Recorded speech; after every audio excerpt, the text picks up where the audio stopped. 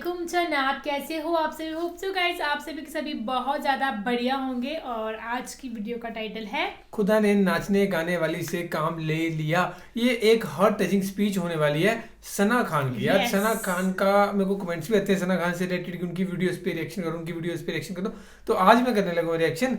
तो पहले तो ये करती थी एक्टिंग, है ना, हाँ, इंडियन मॉडल थी, है ना, बॉलीवुड में। इन्होंने फिल्में भी करी हैं 3-4 आई थिंक। हाँ। एक जय फिल्म में ये इन्होंने काम करा और आई थिंक वजह तुम हो, इनमें काम करे हैं 2 फिल्मों में। तो देखते हैं क्या कह रही है। अभी इंडस्ट्री छोड़ चुकी है। हाँ, इंडस्ट्री छोड़ चुकी है। ये हमें रीजन नहीं पता कि इन्होंने इंडस्ट्री क्यों छोड़ी, ऐसा क्या हुआ। तो ये वीडियो देखते हैं, फिर करते हैं बाकी बातें डिस्कस। देखते हैं क्या कहा है भाई साहब इसमें इन्होंने ना। तो करते हैं प्ले। अब मुझे मौका जाने नहीं देना है लाइफ में।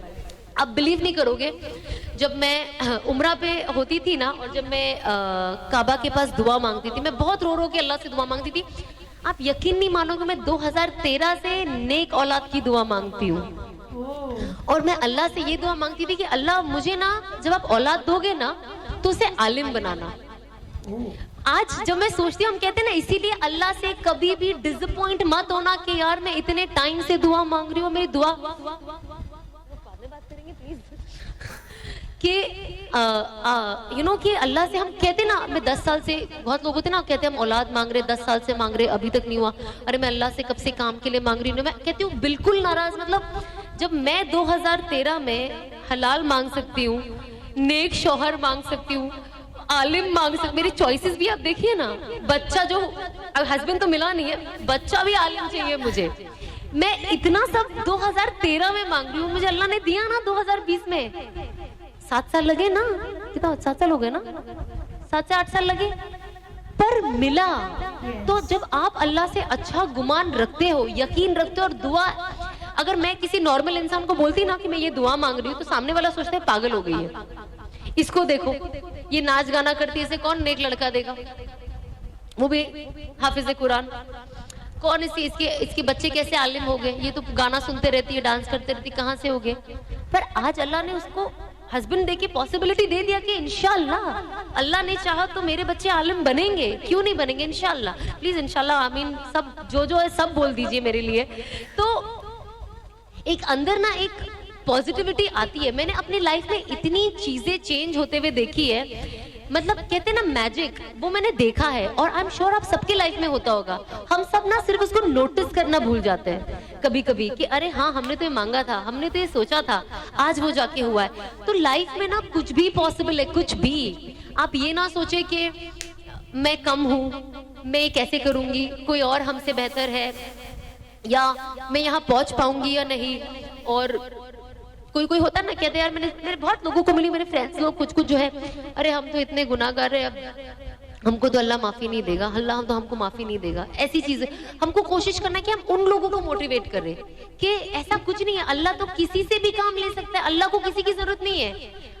अल्लाह को कोई नाम की जरूरत नहीं है, अल्लाह किसी को भी इज्जत और नाम देकर उससे दीन का काम ले सकता है। किसने सोचा था अल्लाह आज मेरे से दीन का काम लेगा? मैं खुद नहीं सोच सकती। मैं तो आज भी कभी कभी अपने आप को आईने में देखती हूँ, मैं फिर अपने आप से बात करती हूँ, लेकिन पॉजिटिवली, कि अल्लाह आपने मेरे से ये काम ले लिया। मतलब मैं तो कोई लायक ही नहीं थी, और लोगों की नजर में भी नालायक थी, लेकिन आपने मेरे ख्याल से ये इन्होंने टाइटल अपने लिए ही दिया हुआ है ना, कि नाचने गाने वाली से अंदर वो वैल्यू, आपने मुझे वो वैल्यू दिया, आपने मुझे इस लाइफ का कोई मीनिंग दिया, और मुझे लोगों तक पहुंचने का जरिया बनाया। तो अल्लाह कुछ भी कर सकता है। मैं हमेशा कहती हूँ कि अल्लाह अगर मुझ जैसे नाचने गाने वाले के साथ काम ले सकता है, तो किसी से भी ले सकता है। अगर लोग अब नहीं समझे मुझे देखकर, तो कभी नहीं समझ पाएंगे। तो हमें कोशिश करना चाहिए कि हम, सबसे पहली बात है, लोगों के लिए अच्छा गुमान रखें। क्योंकि कहते हैं ना, पैसे से ज्यादा जो ज्यादा टफ वाला और जो सबसे गंदा वाला जो तकब्बुर होता है ना, वो दीन का होता है।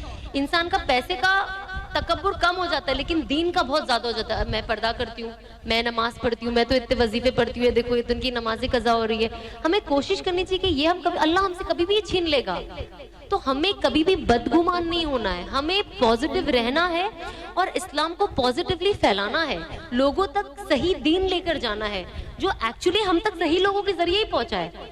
लेकिन हम इतने स्ट्रिक्ट हो गए हैं लोगों के साथ कि हम तो सीधा, मतलब उनको खारिज ही कर देते, मतलब वो तो इस्लाम में ही नहीं है हमारे हिसाब से। तो हमें कोशिश करना है कि हम लोगों को जो असल साइड है ना दीन का, मोहब्बत का, और अगर हम चाहते हैं कि अल्लाह हमारे गुनाहों को माफ करे तो हमें भी माफ करने वाला बनना जरूरी है। अगर हम लोगों को माफ करेंगे तो अल्लाह हमारे गुनाहों को माफ करेगा। अगर आप कोई प्रॉब्लम भी होती है तो आप अल्लाह से नियत कर लो कि अल्लाह मतलब मुझे नहीं माफ करना है इस इंसान को, बहुत तकलीफ दे, लेकिन मैं आपको सिर्फ इस बंदे को सिर्फ इसलिए माफ कर रही हूँ ताकि मैं चाहती हूँ आप मेरी मगफिरत कर दे, आप मेरे गुनाहों की माफी कर दे। जब जब कयामत का दिन होगा तो आप ये नियत करके अल्लाह से मांगे कि अल्लाह मुझे मैंने जो भी अपनी लाइफ में किया मुझे माफ कर दे, मुझे माफ करने वाला बना। हम कोशिश करें कि हम सच बोले। कहते हैं ना कि ये एक मुसलमान की सबसे अच्छी पहचान है। जब किसी सहाबाओं ने, जो मैंने सुना है उलमाओं से, कि किसी सहाबा ने जब सल्लल्लाहु अलैहि वसल्लम से पूछा कि क्या मुसलमान डरपोक हो सकते हैं, तो उन्होंने कहा हाँ हो सकते हैं। फिर उन्होंने कहा क्या वो वकील हो सकते हैं, कंजूस हो सकते हैं? बोले हाँ हो सकते हैं। क्या वो ऐसे जैसे थकेले कामचोर टाइप एकदम आलसी हो सकते हैं? बोले हाँ हो सकते हैं। वो टाइम तो लोग एकदम जंगजू थे ना, हो सकते हैं। तो बोले क्या मुसलमान झूठ बोल सकता है? तो सल्लल्लाहु अलैहि वसल्लम ने कहा कि नहीं, मुसलमान कभी झूठ नहीं बोल सकता। लेकिन अनफॉर्चुनेटली आज हमारा दिन भी झूठ से शुरू होता है और खत्म भी झूठ पे होता है। तो सोचो हम पे कितनी झूठ की लानत छाई हुई है, और हम एक्सपेक्ट करते हैं कि हमारे साथ इंसाफ हो, लोग हमसे सच बोले, हमारे घर वाले सच बोले, दोस्त यार सच बोले, हमारी बीवियां सच बोले, शौहर सच बोले। कैसे बोलेंगे? तो इसीलिए सबसे पहले अपनी खुद की इस्लाह जरूरी है। अगर हम कोशिश करें तो हम कोशिश करें कि एटलीस्ट हम झूठ ना बोले। हमेशा मुस्कुराना वैसी ही सुन्नत है, और अगर आप किसी को मुस्कुरा कर देख लो तो आपको सुन्नत का भी सवाब मिल जाता है, और सामने वाला जब आपको देखता है उसका दिल भी खुश हो जाता है। कौन चाहता है कि किसी उदास इंसान से मिले? तो खुश मिजाज रहना, लोगों तक खुशियां पहुंचाना बहुत ज्यादा जरूरी है। तो हमें कोशिश करनी चाहिए, जो छोटी छोटी चीज है ना, ये हमारा जिंदगी का दारोमदार है। बड़ी बड़ी चीजें तो एक अलग चीज होती है, पर हमसे जो छोटे छोटे सगीरा गुनाह होते हैं ना, बहुत ज्यादा हो जाते हैं, हमें पता भी नहीं चलता है। तो हम बस कोशिश करें कि जो चीजें हम सुनते हैं, सीखते हैं, और हम सबसे इम्पोर्टेंट है, जैसे हम खाना बनाना सीखते हैं यूट्यूब पे, जो हमें नहीं आता है, मेकअप करना सीखते हैं, नया ट्रेंडिंग डिजाइन कौन सा है हिजाब में या सलवार कमीज में, वो हम गूगल करके सीख लेते हैं। तो जब हम इतनी सारी चीज का गूगल के जरिए उनका इस्तेमाल करते हैं, गूगल का, और ये सीखते हैं, तो हम कोशिश करें कि थोड़ा वक्त निकाल के दीन के बारे में भी सीखें, क्योंकि असल तो यही है, हमें तो यही जाना है। मुझे इसलिए ये फनी लगता है क्योंकि आप यकीन नहीं मानोगे, लोग ऐसे ऐसे सवाल मुझसे करते हैं और ऐसी ऐसी चीजें इंस्टाग्राम पे, मुझे भी नहीं पता था ये चीजें। मैं अनस को कहती हूँ, मुझे हंसी भी आती है कभी कभी। जब मैं मेहंदी लगाती हूँ ना, तो मैं नाखून पे नहीं लगाती थी, तो मुझे किसी ने कमेंट बॉक्स में लिखा, आई डोंट नो आपने ये सुना है नहीं सुना है, तो किसी ने लिखा, अरे औरतों को तो नाखून पे मेहंदी लगाना जरूरी है, कब्र में कैसे पहचानेंगे कि मर्द है कि औरत है?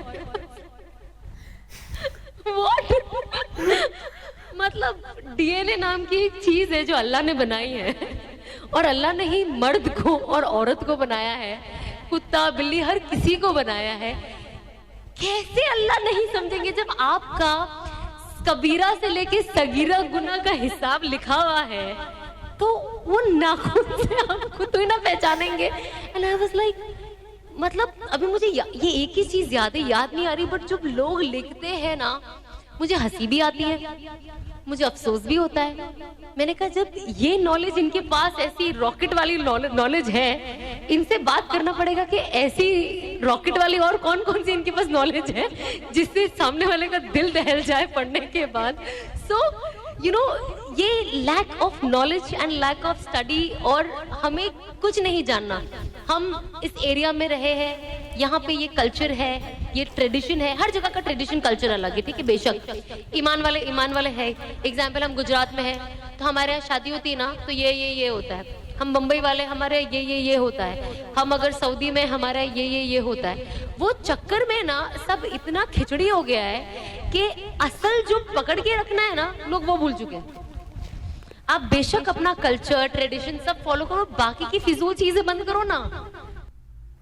सो ये थी वीडियो। ये था, एंड काफी ज्यादा रिलैक्स वो दिख रही है ना इस चीज मतलब में। बिल्कुल रिलैक्स। अच्छा मेरे को ये नहीं पता लगा कि उन्होंने एक्टिंग छोड़ी अपनी या मॉडलिंग छोड़ी, इंडस्ट्री से बाहर आए तो क्यों आए वो रीजन नहीं पता लगा हमें। मुझे इनके बयान में एक चीज बहुत बेस्ट लगी, बहुत ज्यादा बेस्ट लगी है, जो उन्होंने कहा स्टार्टिंग में कि आप लोग सोचते हो कि हमें मतलब आज ये चीज मिल रही है, हम कब से मांग रहे हैं, सही बात है ना। लेकिन मुझे 7-8 साल बाद मिली ये चीज। हाँ, मिलती और है एक कोई बात ना कोई सबसे चीज़ और है। बेस्ट लगी मेरे को, जो मेरे ध्यान में अभी आई, मैं भी उस चीज को अभी सोचने लगा। इन्होंने कहा कि हमें चीजें मिलती हैं लेकिन हम उस चीज को भूल जाते हैं, हम उस चीज को नजरअंदाज कर देते हैं। मैं भी सोचने लग पड़ा कि आज से 3-4 साल पहले मैं क्या क्या चीजें मांगता था और आज मेरे पास वो चीजें हैं, पर वो हम चीजें इग्नोर कर देते हैं कि नहीं यार, है ना। मतलब हम फिर यही है ना कि हमें जो चीज मिल जाए तो हम उसके बड़ी वाली चीज सोचने लगते हैं भाई साहब। ये चीज तो फैक्ट है ना।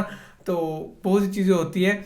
तो अब मैं गाड़ी सोच रहा हूँ, ठीक है, कि मेरे पास ये गाड़ी होनी चाहिए। जब मेरी उस गाड़ी को लेने के लिए हैसियत तो हो जाएगी ना, तो मैं उससे बड़ी वाली सोचने लगूंगा। जैसे मैं अपना एक एग्जांपल लेता हूँ, मैं वॉच के लिए सोचता था, भाई नेहा को पता होगा इस चीज़ के लिए। 2-3 साल पहले मैं उसको कहता था कि मैं घड़ी लेनी है, जी शो की घड़ी लेनी है, तो 6-7 हज़ार की घड़ी आएगी। तो मैं कहा लेंगे, पर आज वो है कि हम ले सकते हैं उस चीज़ को, लेकिन मैं लेता नहीं हूँ, क्योंकि अब पता है कि वो चीज़ ले सकते हैं, लेकिन उस चीज़ को मैं इग्नोर कर देता हूँ ना। मेरे दिमाग में वो चीज़ नहीं आती कभी भी, पर ये चीज़ आज इन्होंने दिमाग में बिठाई, तो ये चीज़ मेरे दिमाग में बैठी गई है कि हमें वो सब चीज़ें सोच के चलनी चाहिए, है ना, कि जो हमें मिल गया हो। अब 2-3 साल पहले मैं सोचता था ये लूँगा यार, ये घड़ी मेरी फेवरेट है, घर पे मैं यही बात करते रहता था।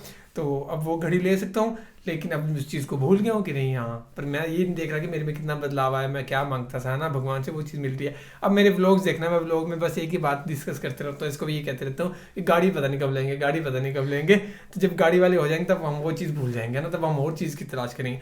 तो अभी कहते हैं कि आपके पास जो चीज़ हो उसी में सुखी रहना चाहिए, और भगवान खुद आपकी डिमांड से आपके ड्रीम्स फुलफिल करता है, बस आप सही रास्ते पे चलो। तो बाकी ये था। और मेरे को ये बताना कमेंट करके कि अभी ये सना खान मतलब ऐसे ही स्पीचेस वगैरह देते हैं, हम मतलब एक आलिम बन गए या समथिंग, है ना, कि ऐसे स्पीच देते हैं जगह जगह जाकर। ये ज़रूर बताना, फिर हम इनकी और भी वीडियोज़ देखेंगे। बाकी प्यार करते रहना, और जो चीज़ें आपके पास है उस पर खुश रहना। तो guys, thank you so much for watching the video. मिलते हैं नेक्स्ट वीडियो में।